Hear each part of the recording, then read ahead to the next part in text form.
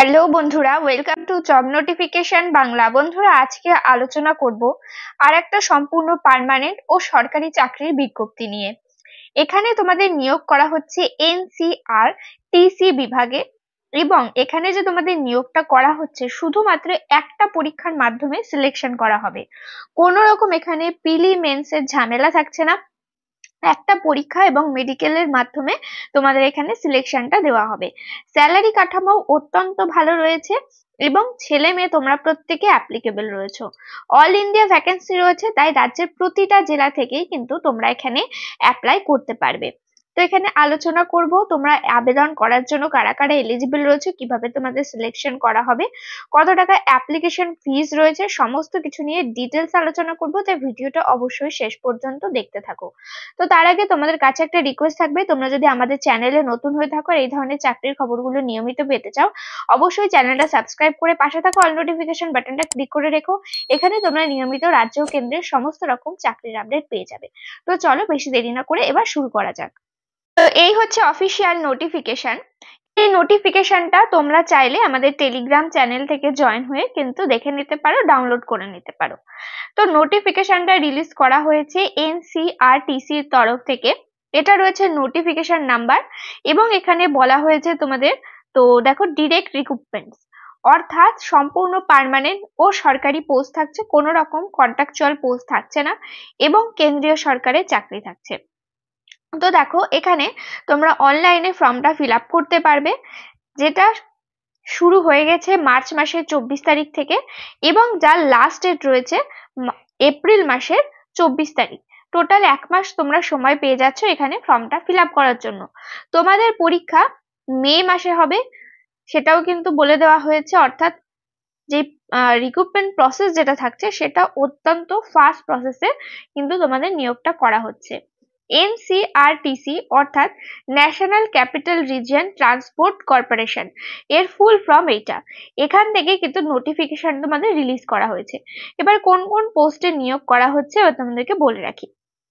তো দেখো, প্রথম পোস্টের নাম রয়েছে জুনিয়র ইঞ্জিনিয়ার ইলেকট্রিক্যাল, আর কোডগুলো অবশ্যই তোমাদেরকে মনে রাখতে হবে এখানে। এবং এখানে বলা হয়েছে NE5, এই কোডটা মনে রাখবে। এই অনুযায়ী তোমাদের এজ লিমিটটা বলা হয়েছে। তো দেখো, এই পোস্টের ক্ষেত্রে 22,800 টাকা রয়েছে বেসিক পে। এর সাথে অন্যান্য অ্যালাউন্সেস যুক্ত হয়ে প্রথমেই তোমরা কিন্তু এখানে 30,000 টাকা, অ্যাপ্রক্স কিন্তু 30,000 টাকা পেয়ে যাবে। এবং এবং অন্যান্য অ্যালাউন্সেস তো তোমাদের বললামই রয়েছে। তো টোটাল ভ্যাকেন্সি রয়েছে এখানে 16টা। ইউআর ক্যাটাগরিতে 8টা, ইডাব্লিউএস ক্যাটাগরিতে 1টা, ওবিসি ক্যাটাগরিতে 1টা, এসসি ক্যাটাগরিতে 2টো, এবং এসটি ক্যাটাগরিতে 1টা। তো দেখো, ভ্যাকেন্সির সংখ্যা কম কম আছে ঠিকই, কিন্তু এইসব ডিপার্টমেন্টে অন্তত রেল বা তোমরা যেই পুলিশ, এইগুলো পুলিশের থেকেও রেল যেই ডিপার্টমেন্টটা হয়, তার থেকে কম্পিটিশন লেভেলটা কিন্তু অনেকটাই কম থাকে। তো তোমরা যদি ইন্টারেস্টেড থাকো, এলিজিবল থাকো, অবশ্যই কিন্তু অ্যাপ্লাই করে দেবে, কেননা সম্পূর্ণ সরকারি চাকরিতে তোমাদের এখানে নিয়োগটা করা হচ্ছে। পরবর্তী পোস্ট রয়েছে জুনিয়র ইঞ্জিনিয়ার ইলেকট্রনিক্স, আর তোমাদের এখানে 22,800 টাকা রয়েছে বেসিক পে। আর এই কোডটা অবশ্যই মাথায় রাখতে হবে, NE5। এখানে তোমাদের টোটাল ভ্যাকেন্সি রয়েছে 16টা। একই রকম ভ্যাকেন্সির সংখ্যা রয়েছে, তো সেটা আলাদা করে বললাম না।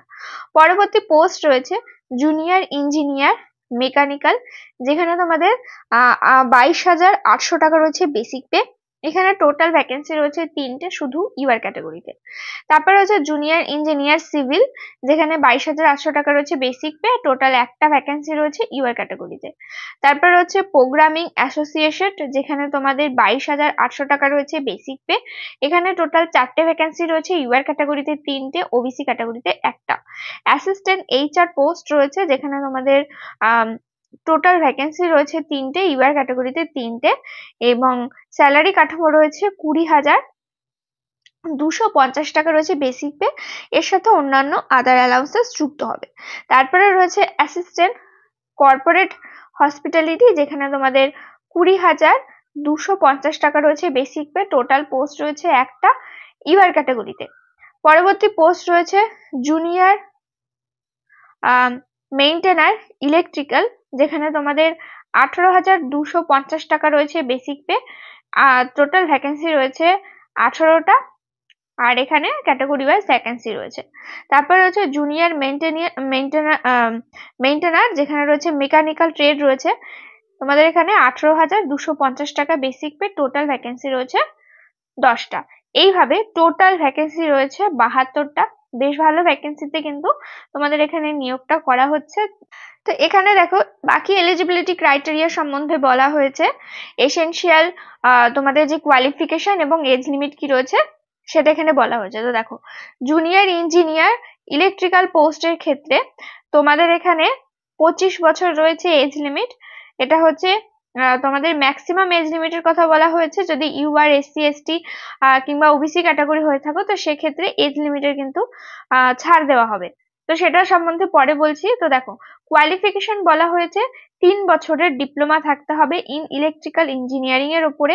তারপরে হচ্ছে জুনিয়র ইঞ্জিনিয়ার ইলেকট্রনিক্স, যেখানে তোমাদের 3 বছরের ডিপ্লোমা চাওয়া হয়েছে ইলেকট্রনিক্স ইঞ্জিনিয়ারিং এর উপরে।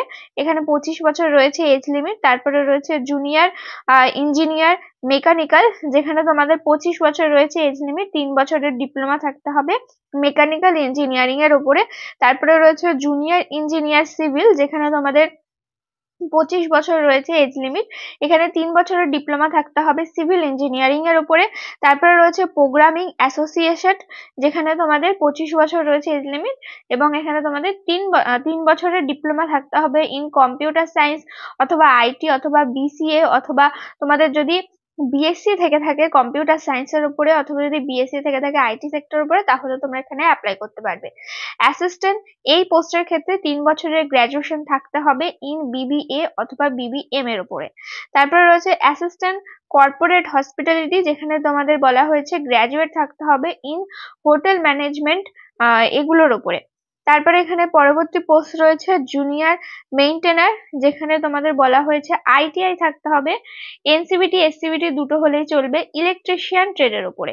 তারপরে রয়েছে জুনিয়র মেইনটেনার মেকানিক্যাল, যেখানে তোমাদের বলা হয়েছে দেখো ITI NCVT SCVT যে কোনো একটা হলেই হবে, এবং এখানে তোমাদের ফিটার ট্রেডের উপরে ITI-টা থাকতে হবে।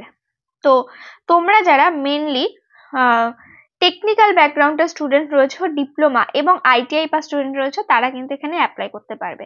শুধুমাত্র তোমরা যারা গ্র্যাজুয়েশন বা উচ্চ মাধ্যমিক পাশ করা বা 10 পাশ করা স্টুডেন্ট রয়েছে তাদের ক্ষেত্রে কিন্তু এখানে কোনো রকমের ভ্যাকেন্সি রিলিজ করা হয়নি, আর এটা কিন্তু টেকনিক্যাল ডিপার্টমেন্টই রয়েছে।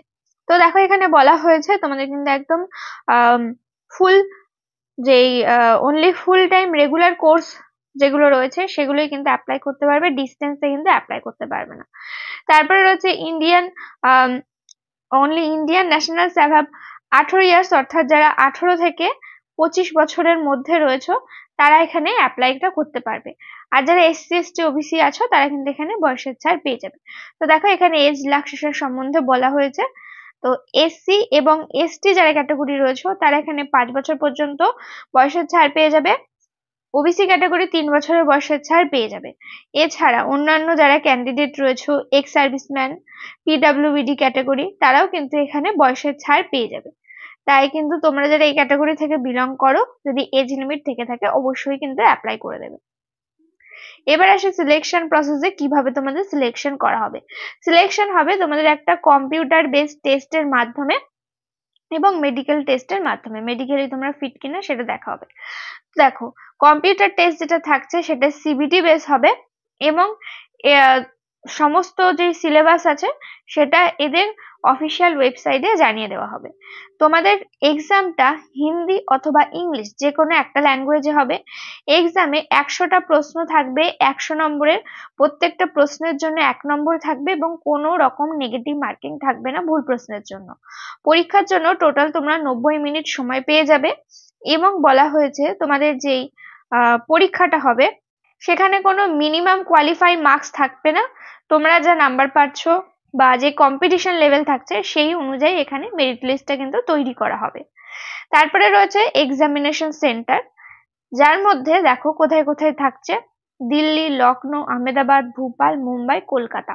অর্থাৎ কলকাতাতেও এক্সামিনেশন সেন্টার কিন্তু থাকছে। এছাড়া ভুবনেশ্বর, হায়দ্রাবাদ, বেঙ্গালুরু এবং চেন্নাই এক্সামিনেশন সেন্টার থাকছে। তোমরা কিন্তু কলকাতা থেকে পরীক্ষাটা দিতে পারবে। এটা কিন্তু একটা বেশ ভালো বিষয় রয়েছে। তারপরে রয়েছে মেডিকেল এক্সামিনেশন, যেখানে তোমরা দেখা হবে মেডিকেলি ফিট কিনা, এমন কিছু কিন্তু তোমাদের ক্রিটিক্যাল মেডিকেল এক্সামিনেশন হয় না, তো এটা নিয়ে কিন্তু ভয় পাওয়ার কিছু নেই।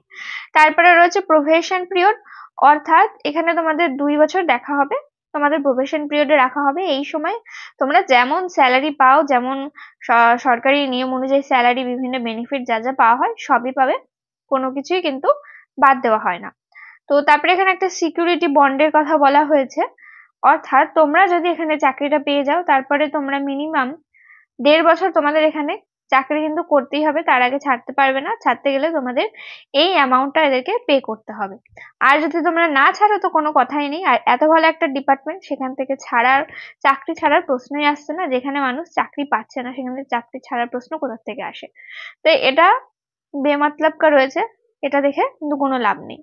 তো পে স্কেল এখানে আগেই তোমাদেরকে দেখালাম। ডিপ্লোমা স্টুডেন্ট যারা রয়েছে তাদের ক্ষেত্রে 22,800 টাকা বেসিক পে রয়েছে। যারা আইটিআই স্টুডেন্ট রয়েছে তাদের 18,250 টাকা রয়েছে বেসিক পে, এবং যারা তোমরা গ্রাজুয়েশন পাস স্টুডেন্ট রয়েছে তাদের ক্ষেত্রে রয়েছে 20,250 টাকা বেসিক পে। এর সাথে আদার অন্যান্য অ্যালাউন্সেস যুক্ত হবে, dearness allowance, house rent allowance, park যুক্ত হবে, এবং অন্যান্য অ্যালাউন্স যেগুলো আছে সেগুলো সমস্তটাই এখানে যুক্ত হয়ে কিন্তু স্যালারি কাঠামো এর থেকে অনেকটা বেশি বেড়ে যাবে।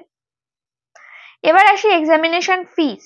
তো দেখো, তোমাদের এখানে এক্সামিনেশন ফিস বেশি রাখা হয়েছে। ইউআর, ওবিসি, ইডব্লিউএস এবং এক্স সার্ভিসম্যান ক্যাটাগরির ক্ষেত্রে 1000 টাকা রয়েছে application fee, plus GST charge কিন্তু নেওয়া হবে। এবং যারা এসসি, এসটি, পিডব্লিউবিডি ক্যাটাগরি রয়েছে তাদের ক্ষেত্রে কোনো রকম অ্যাপ্লিকেশন ফিস নেওয়া হয়নি। তো যদি এই অ্যাপ্লিকেশন ফিসটা তোমরা অনলাইনে যখন ফর্মটা ফিল আপ করবে সেখান থেকে কিন্তু জমা দিতে পারবে। তারপরে আসে হাউ টু অ্যাপ্লাই, কিভাবে অ্যাপ্লাই করবে। এখানে অ্যাপ্লাই তোমরা অনলাইনে করতে পারবে, যার জন্য এদের অফিসিয়াল ওয়েবসাইট রয়েছে। এই ওয়েবসাইটের লিঙ্ক তোমরা ভিডিওতে দেওয়া ডেসক্রিপশন বক্সে পেয়ে যাবে, সেখান থেকে গিয়ে সরাসরি অ্যাপ্লাই করতে পারবে। তোমরা প্রত্যেকেই জানো অ্যাপ্লাই করার লিঙ্কটা কিন্তু আমাদের ডেসক্রিপশন বক্সে দিয়ে দেওয়া হয়, তাই কিন্তু অবশ্যই তোমরা সেখান থেকে চাইলে সরাসরি গিয়ে অ্যাপ্লাই করতে পারো। এবং বলে রাখি, এখানে অ্যাপ্লাই যে করবে তার পরপর স্টেপগুলো এখানে দেওয়া হয়েছে। প্রথমে এদের অফিসিয়াল ওয়েবসাইটে যেতে হবে, কেরিয়ার সেকশনে যেতে হবে, সেখানে গিয়ে সমস্ত কিছু যেমন ভাবে দেওয়া হয়, মানে একটা ফর্ম যেভাবে ফিল আপ করতে হয় সেভাবে করতে হবে। তো ফর্ম ফিল আপ করার ভিডিও তোমরা ইউটিউবে অন্যান্য ভিডিও পেয়ে যাবে, চাইলে সেখান থেকে দেখে নিয়েও কিন্তু মোবাইলে বসে নিজে নিজে ফর্মটা ফিল আপ করতে পারবে। কোনো সাইবার ক্যাফেতে যাওয়ার কিন্তু প্রয়োজনই হবে না। তো দেখো, এখানে ডিসিপ্লিন গুলো বলা হয়েছে। মেকানিক্যালের ক্ষেত্রে কি কি ডিসিপ্লিন থাকলে অ্যাপ্লাই করতে পারবে, ইলেকট্রিক্যালের ক্ষেত্রে কি কি ডিসিপ্লিন অ্যাপ্লাই করতে পারবে, থাকলে অ্যাপ্লাই করতে পারবে, সেগুলো বলা হয়েছে। সেগুলো বললাম না, তোমরা চাইলে ভিডিওটা পজ করে দেখে নিতে পারো, অথবা টেলিগ্রাম চ্যানেল থেকে নোটিফিকেশনটা ডাউনলোড করেও দেখে নিতে পারো। তো এখানে তোমাদের তারপরে রয়েছে ইলেকট্রনিক্স, যেখানে তোমাদের ডিসিপ্লিন গুলো বা কোর্স গুলো পাশে বলা হয়েছে। আর সিভিলের ক্ষেত্রে সিভিলই রয়েছে, আর কিছু থাকে না। তো এইভাবে কিন্তু এখানে ডিসিপ্লিন গুলো বলা হয়েছে। তো নোটিফিকেশন সম্পূর্ণটাই তোমাদের কাছে আলোচনা করে দিলাম। এর বাইরেও যদি কোনো ধরনের প্রশ্ন থাকে অবশ্যই কমেন্ট করো। আশা করি সমস্তটাই ক্লিয়ার হয়েছে। ভিডিওটাতে প্লিজ একটা লাইক করে দিও। চ্যানেলে নতুন হয়ে থাকলে চ্যানেলটা সাবস্ক্রাইব করে পাশে থাকা অল নোটিফিকেশন বাটনটা ক্লিক করে রেখো। এখানে তোমরা নিয়মিত রাজ্য ও কেন্দ্রের সমস্ত রকম চাকরির আপডেট পেয়ে যাবে। দেখা হচ্ছে পরের ভিডিওতে।